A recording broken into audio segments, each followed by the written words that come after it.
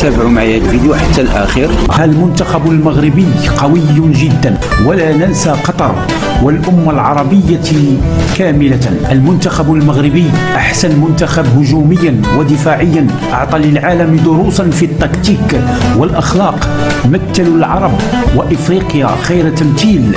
ولا ننسى قطر والأمة العربية كاملة.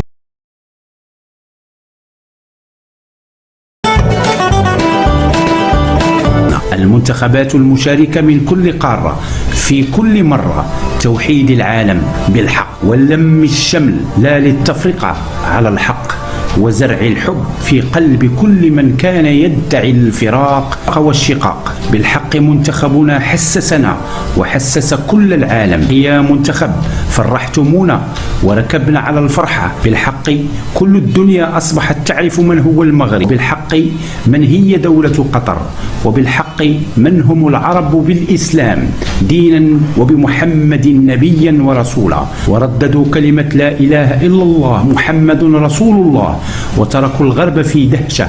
وبالحق حتى بعضهم اعتنق الإسلام. ألا يكفينا هذا فخرا؟ نعم بالحق يكفينا. حق منتخبنا فاز، وهو أول منتخب عربي إسلامي مغربي وصل للنصف النهائي. الله يرضى عليكم يا أسود الأطلس. بالحق أنصفتمونا وعلمتم الرجال والنساء كيف يقبلون رؤوس أمهاتهم ويعانقوا أهلهم قبلا لأي بدء بالنية ومرض الوالدين. بالحق قد أديتم رسالتكم على أحسن وجه يا منتخب المغرب ويا قطر حبيبة قلوبنا. بالحق رئيسا وأميرا وملكا وشعبا عربيا مسلما غالي بالنصر نحن راضون عنكم. ويا منتخب المغرب وبالعالم العربي سواسية في جميع الشمل، لا للتفرقة بعد اليوم. أنتم الفوز وأنتم الهمة والشأن، وأنتم الأسود التي لا تنحني مع هزة الريح. ولقطر وفقكم الله مغربية حرة وقطر حرة للعالم والشعوب الإسلامية العربية الحرة، وستحيا فلسطين حرة.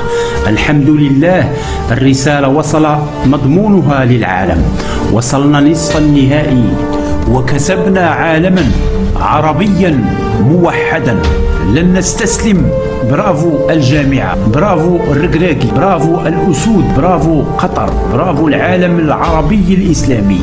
وطوبى لزيادة عدد المنتخبات الإفريقية في المحفل العالمي لمشاركات كأس العالم القادمة، وكذلك القيمة التسويقية للاعبين. يكفينا فخرا وأفتخر كل الفخر.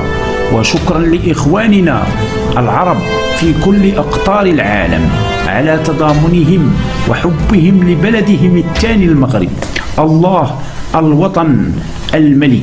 ما بقيناش باغين ديما احنا مظلومين هكا. الحماية اللازمة للاعبين الجيدين، عدم حرمانهم حقوقهم لأي مباراة من اعتداء أي حكم عميل لطرف ما. ولا يعقل ضربتي جزاء لم تحتسب للمغرب ضد فرنسا في النصف النهائي، والحكم المكسيكي زاد عنها بورقة صفراء للاعب منتخب المغرب. وإن شاء الله هذا الشيء اللي صار لنا فيه مع هذا الحكم العميل المكسيكي لعدم إنصافه المباراة، شنو وقع وشنو سبب الهزيمة للمنتخب المغربي ضد فرنسا؟